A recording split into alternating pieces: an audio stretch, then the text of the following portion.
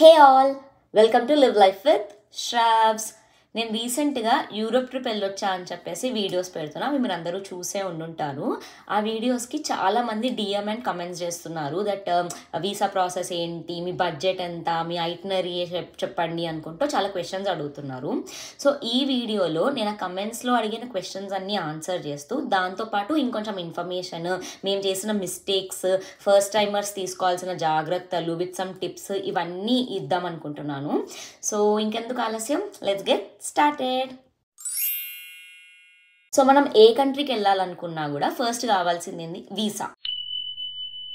అదందరికీ తెలిసిన విషయమే. So Europe tourist వీసాని షెంజన్ వీసా అనేసి అంటారు. సో జనరల్గా మనం ఏదైనా కంట్రీకి వీసా తీసుకుంటే ఆ కంట్రీకి మాత్రమే వెళ్ళగలం కదా. కానీ ఈ షెంజన్ వీసా తోటి ఏంటంటే యూరోప్లో ఉన్న 27 డిఫరెంట్ కంట్రీస్కి మనం వెళ్ళగలుగుతాము. సో అదొక పెద్ద అడ్వాంటేజ్. ఒక్కసారి వీసా వచ్చిందా మనం 27 కంట్రీస్ హ్యాపీగా తిరగచ్చు. కానీ ఇక్కడ ఒక చిన్న డ్రాబ్యాక్ ఏంటంటే, మనం ఏ కంట్రీ కాన్సులేట్కి వెళ్ళైతే వీసా తీసుకుంటామో ఫస్ట్ ఫ్లైట్ అనేది మనం ఆ కంట్రీలోనే ల్యాండ్ అవ్వాలి. సో అదొకటి చూసుకోవాలన్నమాట. సో నెక్స్ట్ మనము వీసా ప్రాసెస్ ఎట్లా అనేది నాకు ఇండియాలో వీసా ప్రాసెస్ ఏంది అనేది నాకు ఐడియా లేదు ఈ షెంజన్ వీసాకి. మేబీ అక్కడ కన్సల్టెన్సీకో లేకపోతే ఏదైనా టూర్స్ అండ్ ట్రావెల్స్ వాళ్ళ దగ్గరకో వెళ్తే వాళ్ళు హెల్ప్ చేస్తారేమో. నాకైతే జీరో నాలెడ్జ్. నేను ఓన్లీ యూఎస్లో ఉంటున్న ఇండియన్ సిటిజన్స్ ఇది ఎట్లా తెచ్చుకోవాలి అన్న దాని గురించి నేను కాన్సన్ట్రేట్ చేస్తున్నా ఈ వీడియోలో. మనకి యూఎస్లో విఎఫ్ఎస్ గ్లోబల్ అని చెప్పేసి ఒక థర్డ్ పార్టీ కంపెనీ ఉంటుంది. అదే మనకి వీసాలు అవన్నీ ప్రాసెస్ చేస్తుంది అనమాట. సో మనం వాళ్ళ త్రూనే వెళ్ళాలి, మనకి వేరే చాయిస్ లేదు. ఈ విఎఫ్ఎస్ గ్లోబల్ వాళ్ళ కాన్సులేట్స్ ఎక్కడ ఉన్నాయి యూఎస్లో, వాళ్ళు ఏ కంట్రీకి, ఈ 27 కంట్రీస్ అంటే అన్ని కంట్రీస్కి వీసా అనేది వీళ్ళు ప్రాసెస్ చేయరు కదా. సో ఏ కంట్రీస్కి వీసా ప్రాసెస్ చేస్తున్నారు అనేది ముందే చూసుకోవాలి. సో ఇక్కడ మనము వీసా అప్లై చేయడానికన్నా ముందు యూరోప్కి చేయాల్సిన 3 పనులు ఏంటంటే, ఫ్లైట్ టికెట్, అకామిడేషన్ బుక్ చేసుకొని ఐటినరీ అనేది రెడీ చేసుకోవాలి. ఎందుకంటే వీసా ఇంటర్వ్యూకి వెళ్ళినప్పుడు ఈ 3 అడుగుతారు అక్కడ. సో ఈ 3 ఇంపార్టెంట్ మనకి. సో దీనికి ఒక 3 months ముందు నుంచి ప్లాన్ చేసుకోవడం అనేది ఇంపార్టెంట్. మేము 2 months ముందు ప్లాన్ చేసాము. సో ఫస్ట్ మేము ప్యారిస్ వెళ్దామని డిసైడ్ అయినప్పుడు చేసిన పని ఏంటంటే ఫ్లైట్ టికెట్ అనేది బుక్ చేసేసాము. సో ఇక్కడ ఫస్ట్ టైమర్స్కి నేను ఒకటి చెప్తాను. మాకు ఏమైందంటే, మేము ప్యారిస్ వెళ్దామని గుడ్డిగా డిసైడ్ అయిపోయాము, ఫ్లైట్ టికెట్ బుక్ చేసుకున్నాం. మేము ఏ రోజుకైతే ప్యారిస్కి ఫ్లైట్ టికెట్ బుక్ చేసామో అదే రోజుకి మాకు ఆమ్స్టర్డామ్కి ఫ్లైట్ టికెట్స్ ఇంకా తక్కువ ఉండే. సో మేము ఆమ్స్టర్డామ్కి టికెట్ బుక్ చేసుకుని ఆమ్స్టర్డామ్ కాన్సులేట్కి వెళ్ళుంటే మేబీ మాకు కొంచెం మనీ తక్కువ అయ్యేదేమో. కానీ మేము ఇంకా బ్లైండ్గా ప్యారిస్ అని చెప్పి ఫిక్స్ అయిపోయి దానికి టికెట్ బుక్ చేసేసుకున్నాం. సో మీకు అట్లా స్పెసిఫిక్గా ఇదే కంట్రీకి వెళ్ళాలి అని లేకపోతే, ఏ కంట్రీకి ఫ్లైట్ టికెట్స్ తక్కువ ఉన్నాయో ఆ కంట్రీ టికెట్ బుక్ చేసుకోవడం కొంచెం మనీ విషయంలో హెల్ప్ చేస్తుంది అనమాట. అఫ్కోర్స్ ఆ కంట్రీ కాన్సులేట్ మీ చుట్టుపక్కల ఉందా లేదా కూడా చూసుకోవాలి. సో ఫస్ట్ టికెట్ బుక్ చేసుకున్నాం. Second thing accommodation. మాకు తెలిసిన వాళ్ళు ఉన్నారు, సో మేము వాళ్ళ ఇంట్లోనే స్టే చేద్దాం అనుకున్నాం. కానీ ఇక్కడ ప్రాబ్లం ఏంటంటే, వీసా ఇంటర్వ్యూకి వెళ్ళేటప్పుడు మనం ఎక్కడ స్టే చేస్తున్నామో చెప్పాలి. కాబట్టి మనం వాళ్ళ ఇంట్లో ఎవరైతే ఇంట్లో ఉంటున్నామని చెప్తామో వాళ్ళు మనకి డాక్యుమెంట్స్ అనేవి ప్రొవైడ్ చేయాలన్నమాట. వాళ్ళ మున్సిపాలిటీకి వెళ్ళి నో అబ్జెక్షన్ సర్టిఫికేట్, మనం ఇట్లా వాళ్ళ ఇంటికి వచ్చి ఇన్ని డేస్ ఉండబోతున్నాం అని చెప్పి ఇంకో లెటర్, వాళ్ళు మనం టేక్ కేర్ చేయగలుగుతారని వాళ్ళ పే స్టబ్స్, డాక్యుమెంట్స్ ఇవన్నీ చూపించాలన్నమాట. సో మేము వాళ్ళ ఇంటికి వెళ్తూ వాళ్ళ ఎందుకు ఇంత ఇబ్బంది పెట్టడం అని మేము సైలెంట్గా అకామిడేషన్ బుక్ చేసేసుకున్నాము హోటల్లో. సో ఫ్లైట్ టికెట్, అకామిడేషన్ ఈ 2 రిఫండబుల్ బుక్ చేసుకోవడం బెటర్. ఎందుకంటే వీసా అనేది కొన్నిసార్లు రిజెక్ట్ అయ్యే ఛాన్స్ కూడా ఉంటుంది. అప్పుడు మనకి అట్లీస్ట్ డబ్బులు పోకుండా ఉంటాయి. Next third itinerary. ఐటినరీ అంటే జస్ట్ మనం ఎక్కడెక్కడికి వెళ్తాము అని. మేమైతే ఐఫిల్ టవర్ మాత్రమే రాసాం ఐటినరీలో, వేరేవేవి మేము పెద్ద ప్లాన్ చేయలేదు కాబట్టి. సో ఈ 3 తీసుకున్న తర్వాత మనకి ఇంకా డాక్యుమెంట్స్ చెక్ లిస్ట్ అనేది దొరుకుతుంది. ఆ చెక్ లిస్ట్లో ఉన్న డాక్యుమెంట్స్ అన్నీ కూడా, ఇంకా చాలా డాక్యుమెంట్స్ అడుగుతారు. అంటే వాళ్ళ ఫీలింగ్ ఏంటంటే మనం యూరోప్ వెళ్ళి అక్కడ సెటిల్ అయిపోతామని. కాదురా బాబు, మాకు మా హోమ్ కంట్రీతో టైఅప్స్ ఉన్నాయి, మేము రిటర్న్ యూఎస్కి వచ్చేస్తాము, ఇక్కడ మాకు అన్నీ ఉన్నాయి అని చెప్పేసి మొత్తం అన్ని ప్రూఫ్లు, మనం ఎందుకు వెళ్తున్నాం, అసలు యూరోప్ ఎన్ని రోజులు ఉంటాము అని చెప్పి ఒక లెటర్, ఇట్లా అన్ని డాక్యుమెంట్స్ అడుగుతారు. అవన్నీ రెడీ చేసి పెట్టుకోవాలి. Next visa slot. ఇది ఒక పెద్ద పంచాయతీ. ఎందుకంటే మనకి విఎఫ్ఎస్ గ్లోబల్ వాళ్ళవి యూఎస్లో 8 డిఫరెంట్ లొకేషన్స్లో ఫ్రాన్స్ కాన్సులేట్ అనేది ఉన్నది. నేను ఫ్రాన్స్ కాన్సులేట్ గురించే మాట్లాడతాను, ఎందుకంటే మేము ఫ్రాన్స్ వెళ్ళాలని ఫిక్స్ అయిపోయాం కాబట్టి. సో 8 డిఫరెంట్ లొకేషన్స్లో మనకి ఏ లొకేషన్ అయితే మన ఇంటికి దగ్గరగా ఉందో అది చూస్ చేసుకొని మనం అక్కడ వీసా స్లాట్ అనేది బుక్ చేసుకోవచ్చు. మాకు దగ్గర ఎస్ఎఫ్ఓ 12 hours డ్రైవ్ మాకు. సో ఆ 12 hours పర్లేదు, ఎస్ఎఫ్ఓకి వెళ్ళి స్లాట్ బుక్ చేసుకుందాం అనుకున్నాము. అయితే ఇక్కడ ఇంకొక ప్రాబ్లం ఏంటంటే మనం వీసా స్లాట్ బుక్ చేసుకోవడానికి కూడా ఒక ఫామ్ అనేది ఫిల్ చేయాలి. ఆ ఫామ్ ప్రతి లొకేషన్కి డిఫరెంట్ అనమాట. మనం ఒక ఫామ్ ఫిల్ చేస్తే మనకు ఆ 8 లొకేషన్లది చూపిస్తుంది ఎప్పుడు అవైలబిలిటీ ఉంది అని చెప్పేసి. ఎందుకంటే మనకి ఇక్కడ కన్స్ట్రెంట్ కదా, మనం ఆల్రెడీ ఫ్లైట్ టికెట్ అనేది బుక్ చేసుకున్నాము. ఈ లోపల ఈ టైం లైన్, ఆ 2 months టైం లైన్లో మనకి వీసా ఇంటర్వ్యూ స్లాట్ దొరకాలి, ఇంటర్వ్యూ అవ్వాలి, పాస్పోర్ట్ మళ్ళీ మన చేతికి రావాలి. So as soon as possible book చేసుకోవాలి. నేను అప్పుడు వాషింగ్టన్ డీసీలో ఎక్కడికో వెళ్ళాను అనమాట. సో మాకు నియరెస్ట్ కాన్సులేట్ అక్కడ న్యూయార్క్ ఉంది. సో నేను న్యూయార్క్లో స్లాట్ ఉందా లేదా చెక్ చేద్దామని ఫామ్ ఫిల్ చేసి ఓపెన్ చేసి చూస్తే న్యూయార్క్లో నాకు స్లాట్ కనబడలేదు. కానీ నాకు ఎస్ఎఫ్ఓలో స్లాట్ కనబడింది. దొరికింది కదా అని చెప్పేసి నేను బుక్ చేసేసాను. న్యూయార్క్కి ఫామ్ ఫిల్ చేసి ఎస్ఎఫ్ఓకి స్లాట్ బుక్ చేశాను. మేము రిటర్న్ వచ్చాము, ఎస్ఎఫ్ఓకి డ్రైవ్ చేసుకుంటూ వెళ్ళిపోయాక వాళ్ళు మీ స్లాట్ కనబడట్లేదు అంటారు. అదేంటి కనబడకపోవడము అంటే అప్పుడు వాళ్ళు అడిగారు, మీరు ఫామ్ ఏ లొకేషన్కి ఫిల్ చేశారు అంటే నేను న్యూయార్క్కి ఫిల్ చేశాను. అట్లా కుదరదంట, ఎస్ఎఫ్ఓకి ఫిల్ చేయాలన్నారు. పోయి మళ్ళీ రండి అన్నారు. అట్లా కుదరదురా నాయన, మేము 12 hours డ్రైవ్ చేసుకుంటూ వచ్చాము, మాకు ఒక 5 నిమిషాలు టైం అని చెప్పేసి నేను ఫోన్లోనే ఫాస్ట్గా ఫామ్ అనేది ఫిల్ చేశాను. తర్వాత ఈ డాక్యుమెంట్స్ అన్నీ ఏవైతే ఉన్నాయో అన్ని ప్రింట్అవుట్ తీసుకోవాలి. ఏది మనకి ఆన్లైన్ కుదరదు. అండ్ మీరు ఫ్యామిలీలో 4 వెళ్తుంటే ఇప్పుడు 4 ఒకటే హోటల్లో స్టే చేస్తున్నా కూడా 4కి డిఫరెంట్ ప్రింట్అవుట్స్ తీసుకోవాలి. అదే అకామిడేషన్ రిసీట్ ఉంటుంది కదా, అది 4 ప్రింట్అవుట్లు తీసుకోవాలన్నమాట. మాకు ఆ విషయం తెలియదు. మేము ఇద్దరం వెళ్తున్నాము, మేము అకామిడేషన్ది ఒక ప్రింట్అవుట్, ట్రావెల్ది ఒక ప్రింట్అవుట్, ఈ ఫామ్ది ఒక ప్రింట్అవుట్ తీసుకున్నాం. అట్లా కుదరదన్నారు. అండ్ మాకు టైం ఇవ్వలేదు. సో మేము బయటికి వెళ్ళి ఫామ్స్ అవన్నీ ప్రింట్ తీసుకొచ్చే టైం లేదు. వాళ్ళు అక్కడ మేము ప్రింట్ తీస్తాము, మాకే మీరు మనీ పే చేసాను అన్నారు. బయట వాళ్ళు $1 తీసుకుంటే ఒక పేజ్కి, వీళ్ళు $10 తీసుకున్నారు. జస్ట్ డబ్బులు దబ్బే ఇవన్నమాట. సో నేను మళ్ళీ అక్కడ ఎస్ఎఫ్ఓకి ఫామ్ ఫిల్ చేసి ఈ డాక్యుమెంట్స్ అన్నీ నేను సింగిల్ కాపీ తీసుకున్నవన్నీ డబుల్ కాపీస్ తీయించి వాళ్ళ దగ్గర ఒక $100 వదిలిగొట్టుకొని ఫైనల్గా ఇంటర్వ్యూ అనేది అటెండ్ అయ్యాము. Interview is not easy. బాగానే గ్రిల్ చేస్తారు. మొత్తం గ్రిల్ చేసిన తర్వాత మాకు మీరు వెళ్ళండి, మేము మీకు పాస్పోర్ట్ అనేది పంపిస్తామన్నారు. ఆ పాస్పోర్ట్ మనకు పంపించడానికి కూడా మన దగ్గరే డబ్బులు తీసుకుంటారనమాట, ఆ కొరియర్ ఛార్జెస్. సో మనకి వీసాకే ఎంత లేదన్నా అన్ని ఫీజులు అన్నీ పోయి బాగానే ఖర్చు అవుతుంది మనకి. సో ఫస్ట్ ఖర్చు ఇక్కడ నుంచి ఎస్ఎఫ్ఓ వెళ్ళడంతోనే మనకి ఫస్ట్ ఖర్చు అనేది స్టార్ట్ అయిపోతుంది. సో ఫైనల్గా after so much of hassle మా వీసా ఇంటర్వ్యూ అయితే ఫినిష్ అయిపోయింది. తర్వాత 2 weeksలో పాస్పోర్ట్ అనేది ఇంటికి కొరియర్ చేసేసారనమాట. సో మనకి పాస్పోర్ట్లో వీసా స్టాంపింగ్ అనేది 1 to 3 months మధ్యలోనే ఇస్తారు. దీన్ని షార్ట్ స్టే వీసా అంటారు. సో జనరల్గా టూరిజంకి 3 months అట్లా ఇస్తారు. అండ్ మనం ఐటినరీ ఆల్రెడీ చూపిస్తాం కదా, మేము 10 daysకి వెళ్దాం అనుకుంటున్నామని ఆల్రెడీ ఇంటర్వ్యూలో చెప్పాము. సో వాళ్ళు మాకేం చేశారంటే 10 days అటు ఇటుగా 1 month మాత్రమే మాకు వీసా ఇచ్చారు. సో మనము ఎక్స్టెండ్ చేద్దాం స్టే అని అనుకున్నా కూడా దానికి అంత ఎక్కువ స్కోప్ ఉండదు. బట్ కొంతమంది ఫ్రెండ్స్కి 3 monthsకి వీసా వచ్చిందని విన్నాను. ఇంకొంతమందికి అయితే 1 yearకి వ్యాలిడిటీ ఉన్న వీసా వచ్చిందని కూడా విన్నాను. బట్ మాకైతే 1 monthకే వచ్చింది. సో ఫైనల్గా వీసా అనేది వచ్చేసింది కాబట్టి లెట్స్ టాక్ అబౌట్ ఐటినరీ. మేము పాస్పోర్ట్ చేతికి వచ్చేదాకా ఐటినరీ అనేది ప్లాన్ చేయాలనుకోలేదు. అంటే ఇంకా మనకి రిజెక్ట్ అవుతుందో ఏందో తెలియదు కదా. So we just waited. So మేము ప్యారిస్కి 10 days వెళ్ళాలి అనేది ఫిక్స్ అయిపోయాము. సో ఆ 10 daysలో మేము 5 days ప్యారిస్లో ఉందాము, 5 days ఆమ్స్టర్డామ్లో ఉందాము అని అనుకున్నాం అనమాట. అండ్ మేము ప్యారిస్లో అయితే ఏమేమి చూడాలి అని ఏమీ ప్లాన్ చేయలేదు. జస్ట్ ఒకటే ప్లాన్ చేసాము, ఏంటంటే మా మ్యారేజ్ డే రోజు ఐఫిల్ టవర్ మీద ఉండాలి అని. ప్లస్ మాకు తెలిసిన వాళ్ళు ఉండేసరికి వాళ్ళు ఏమన్నారంటే మీరు వచ్చేయండి మేము చూసుకుంటాం, మొత్తం రఫాడించేద్దాం అన్నారు. సో మేము వాళ్ళు చూసుకుంటున్నారని చెప్పి మేమేమి ప్లాన్ చేసుకోలేదు అనమాట. మేము ఒకటే బుక్ చేసాము. ఏంటంటే మా కజిన్ వాళ్ళు ఏం చెప్పారంటే బుల్లెట్ ట్రైన్ అనేది ఖచ్చితంగా ఎక్కాలి, అవి అప్పటికప్పుడు బుక్ చేసుకుంటే కాస్ట్లీ ఉంటాయి. సో మీరు ఏదో ఒక రోజుకి తక్కువ ఉన్న బుల్లెట్ ట్రైన్ అనేది బుక్ చేసుకోండి అని చెప్పారు. సో మేము వాళ్ళ వెబ్సైట్ ఉంటుంది కదా, ట్రైన్ వెబ్సైట్లోకి వెళ్ళి బుల్లెట్ ట్రైన్ అనేది ఒక రోజుకి బుక్ చేసుకున్నాము. అది మాకు ఆమ్స్టర్డామ్ టు ప్యారిస్కి బుక్ చేసుకున్నాము. మాకు దానికే తక్కువ టికెట్ పడింది. సో దానిని ఆ టికెట్ అనేది బుక్ చేసుకున్నాం కదా, దాన్ని సరౌండ్ చేసుకొని ప్లాన్ చేసుకోవాలనుకున్నాం. అంటే ఆమ్స్టర్డామ్ నుంచి ప్యారిస్కి ఈ రోజు మేము ట్రైన్లో రిటర్న్ రావాలి కాబట్టి దానికి ఒక ఇన్ని డేస్ ముందు మేము ఆమ్స్టర్డామ్ వెళ్ళాలి, అట్లా దాని వర్క్ బ్యాక్వర్డ్స్. సో అట్లా ఆ ఫ్లైట్ టికెట్స్ బుక్ చేసుకున్నాము. అకామిడేషన్ అనేది వీసా ఇంటర్వ్యూ అన్నాక ఆబ్వియస్లీ బుక్ చేసి క్యాన్సిల్ చేస్తాము. దాని తర్వాత ఈ బుల్లెట్ ట్రైన్ అనేది బుక్ చేసుకున్నాము. సో ఇవి మాత్రమే మేము ప్లాన్ చేసింది, ఇంకేమీ ప్లాన్ చేయలేదు. ఆమ్స్టర్డామ్లో ఏం చూడాలి అని కూడా మేము ప్లాన్ చేయలేదు. మా కజిన్ వాళ్ళ మీద మొత్తం వాళ్ళ మీద భారం వేసేసి మేము గుడ్డి వెళ్ళిపోయాం అనమాట. మేము ఏమేం ప్లేసెస్ చూసాము అన్నది నేను మీకు లిస్ట్ ఇక్కడ షేర్ చేస్తాను.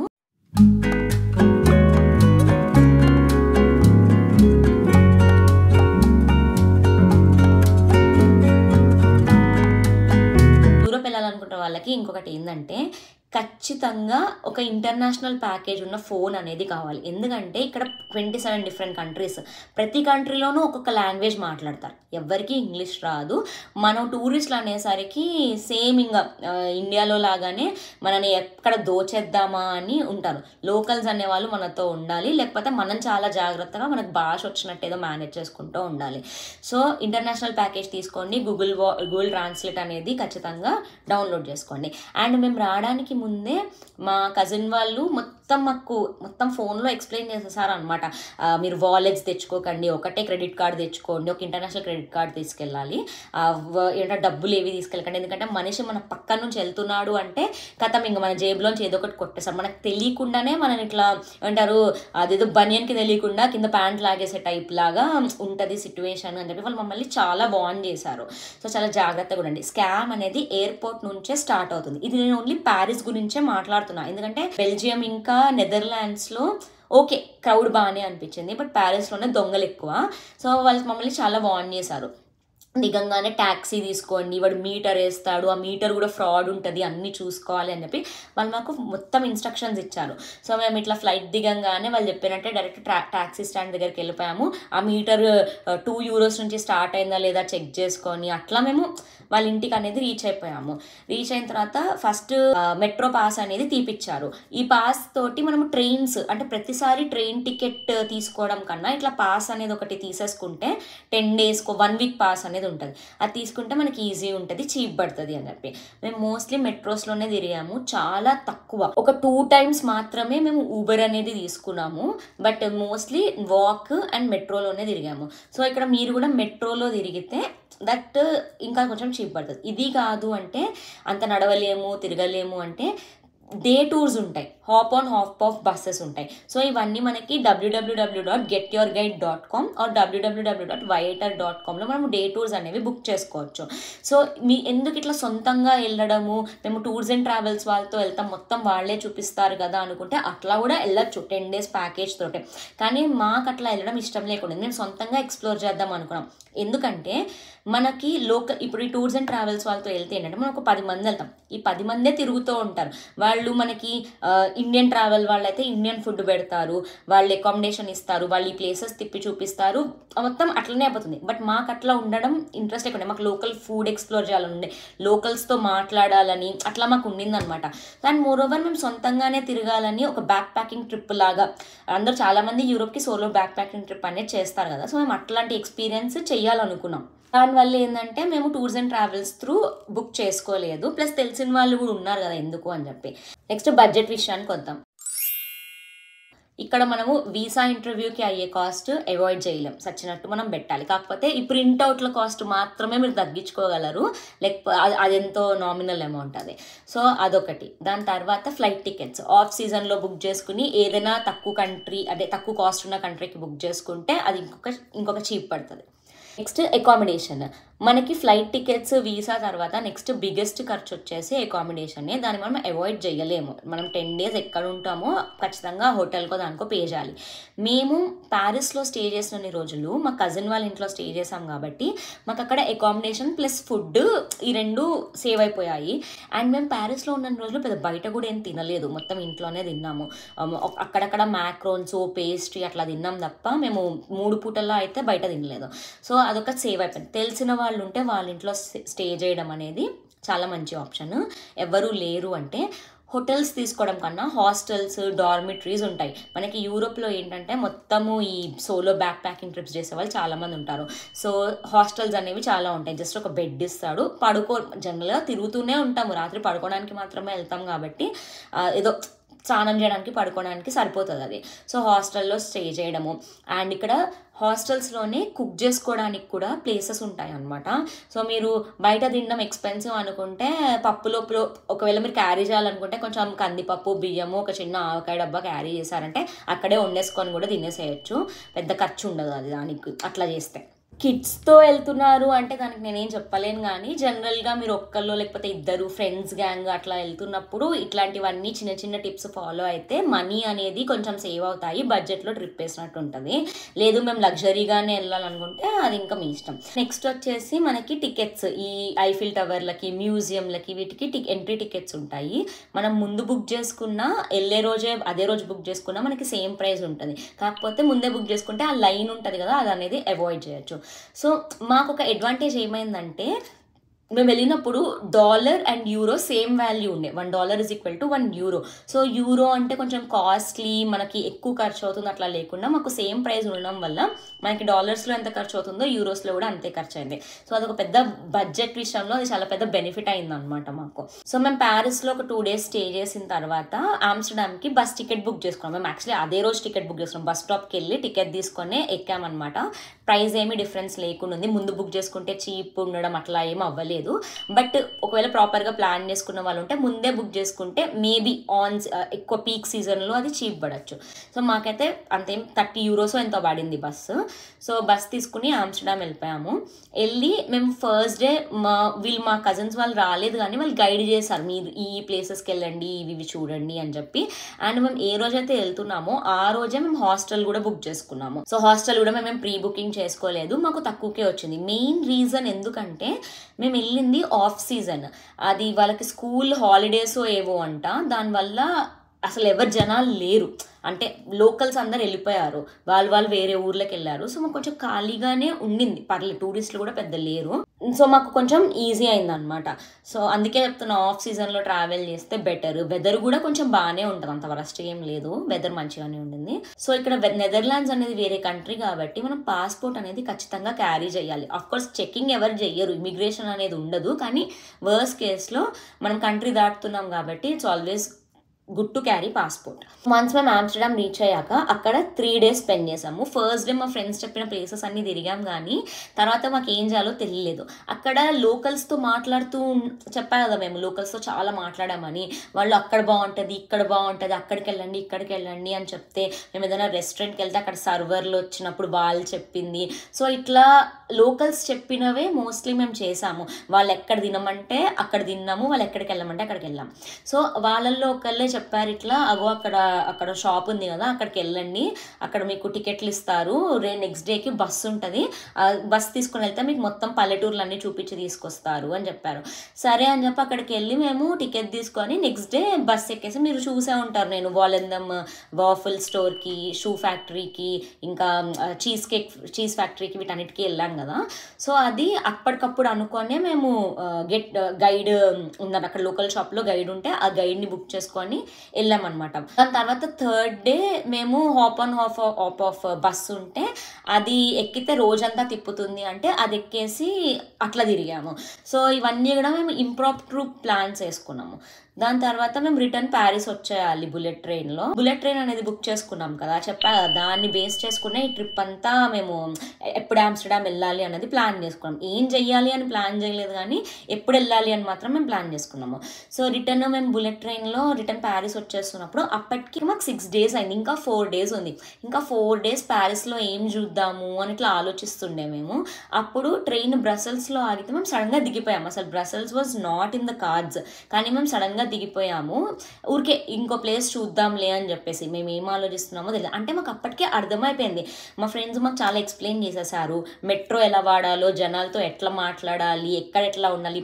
అండ్ మోరోవర్ మాకు కంట్రీస్ అన్నీ సేమ్ అనిపించాయి, ఎటెళ్తే ఏది వస్తుంది, ప్రతి ఊర్లోనూ ఊరికి మధ్యలోంచి ఒక కెనాల్ పారుతోంది, ప్రతి దగ్గర టూరిస్టులు ఎట్లుంటారు, లోకల్ ప్లేసెస్ ఏంటి అని చెప్పేసి మాకు ఒక ఐడియా అనేది వచ్చేసింది. ప్యారిస్లో 3 days తిరిగేసరికి అని వీళ్ళు చాలా ఇన్ఫర్మేషన్ ఇచ్చారు మాకు. సో మాకు బ్రసెల్స్లో దిగినప్పుడు ఏదో కొత్త కంట్రీలో దిగాము అన్న ఫీలింగ్ రాలేదు, నార్మల్గానే తెలిసిన ఊర్లో తిరుగుతున్నట్టే ఫీలింగ్ వచ్చింది మాకు. కానీ అక్కడ మాకు పెద్ద షాక్ ఏం తగిలిందంటే, లోకల్స్ని ఏ భాష మాట్లాడతారు అంటే వాళ్ళు ఫ్రెంచ్, డచ్ చెప్పకుండా ఇంకేదో మూడో భాష చెప్పారు. అది మాకు కొంచెం షాకింగ్ ఉండే, మాకేం తెలీదు.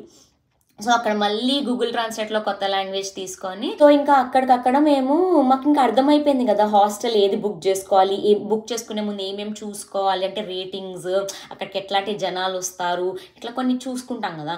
అట్లా చూసుకొని మేము హాస్టల్ బుక్ చేసేసుకున్నాము. మాకు అర్థమైపోయింది మెట్రో పాస్ తీసుకోవాలి, మొత్తం తీసేసుకుని మేము హాస్టల్కి వెళ్ళిపోయాము. అక్కడికి వెళ్ళాక మాకు మా రూమ్మేట్స్ ఉండే కదా, మాకు ఆమ్స్టర్డామ్లో మేము 2 డిఫరెంట్ హాస్టల్స్లో ఉన్నాము. అక్కడ మాకు రూమ్మేట్స్ అంత ఫ్రెండ్లీ అనిపించలేదు, పెద్ద ఎవరు మాట్లాడలేదు.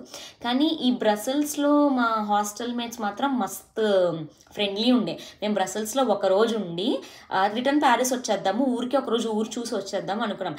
కానీ వీళ్ళు పరిచయం అవ్వడం వల్ల, వీళ్ళు మస్తు ఫ్రెండ్లీ ఉండడం వల్ల మేము 2 days ఎక్స్టెండ్ చేసాం అనమాట. సో బ్రసెల్స్లో కూడా మేము 3 రోజులు ఉన్నాము. జస్ట్ వీళ్ళు నచ్చి వీళ్ళతోటి ఎక్కువసేపు అందరం కలిసి తిరుగుదామని. వాళ్ళు స్పానిష్ అండ్ పోర్టుగీస్ ఉండే, చాలా మంచిగా ఉండే. మేము అందరం హ్యాంగ్ అవుట్ అయ్యాము, బాగా అనిపించింది మాకు. సో బ్రసెల్స్ ఏంటంటే మేము ఒక 6 గ్యాంగ్ అయ్యేసరికి మేము అక్కడంతా రోజంతా సిటీలో బాగా తిరిగాము. సేమ్ వాళ్ళు కూడా మాలాగే వచ్చారనమాట, లోకల్స్ని అడిగి తిరుగుదాము, ఎక్స్ప్లోర్ చేద్దాము అని. సో అది కొంచెం మ్యాచ్ అయింది మాకు, వైబ్ మ్యాచ్ అయ్యేసరికి మేము బాగా తిరిగాము. తిరిగిన తర్వాత నెక్స్ట్ డేకి మళ్ళీ మేము పల్లెటూర్లు చూడడానికి వెళ్ళిపోయాము. అన్నీ చూసుకొని రిటర్న్ ప్యారిస్కి మళ్ళీ బస్సులో వచ్చేసాము. లాస్ట్ డే మాత్రం ప్యారిస్లో అవి కొన్ని ప్లేసెస్ చూసేసి షాపింగ్ చేసుకొని రిటర్న్ ఫ్లైట్ ఎక్కేసాము. సో నేను ఈ వీడియో చేయడానికి ముందు ఇండియాలో ఉండే ఒక టూర్స్ అండ్ ట్రావెల్స్ వాళ్ళకి కాల్ చేశాను. అంటే జనరల్గా ఇట్లా ఇండియా నుంచి యూరోప్ 10 days ట్రిప్కి ఎంత ఛార్జ్ చేస్తారు అని కనుక్కోవడానికి.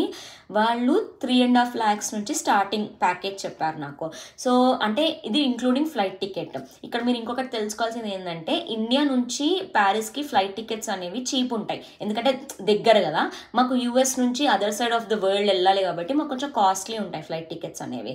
సో విత్ ఫ్లైట్ టికెట్స్ 3 lakhsలో వాళ్ళు తీసుకెళ్తున్నారు. మొత్తం 10 days మీకు అకామిడేషను, ఫుడ్ మొత్తం బస్లో తిప్పి చూపిస్తారు అంటే ఇట్స్ వర్త్ ఇట్. అంటే పర్లేదు, వెళ్ళిపోండి. యూఎస్ నుంచి వెళ్ళాలనుకుంటున్న వాళ్ళు ఇక్కడ టూర్స్ అండ్ ట్రావెల్స్ బుక్ చేసుకుంటే కూడా నాకు తెలిసి $10,000 చెప్తున్నారు.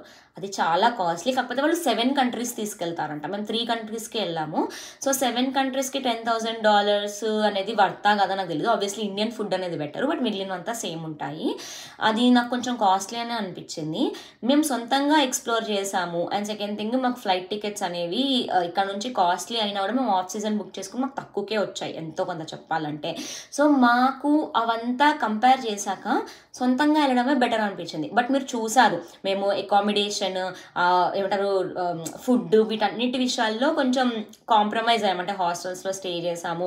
ఫుడ్ కూడా మేము మోస్ట్లీ మేమే చేసుకొని తినడం అట్లాంటివన్నీ చేసాం కాబట్టి మాకు కొంచెం తక్కువే ఖర్చు అయింది. లేదు మేము లగ్జరీగా వెళ్తాము, మాకు కిడ్స్ ఉన్నారు, మేము అట్లా చెయ్యలేము ఇంప్రాప్టివ్గా అనుకున్న వాళ్ళైతే టూర్స్ అండ్ ట్రావెల్స్తో వెళ్ళిపోవడం బెటర్. అక్కడైతే మీకు ఆరాంగా చూసినట్టు ఉంటుంది, అంతా మంచిగా నడిచిపోతుంది. So yeah, depends on what you want to do, choose it. I hope ఈ వీడియోలో నేను అన్నీ ఎక్స్ప్లెయిన్ చేశాను, మీకు అంతా ప్రాపర్గా నచ్చింది అనుకుంటున్నాను. ఇంకేమైనా క్వశ్చన్స్ ఉంటే డెఫినెట్లీ నన్ను కింద కమెంట్స్లలో అడగండి, నేను ఆన్సర్ చేయడానికి ట్రై చేస్తాను. But hope you all like this video.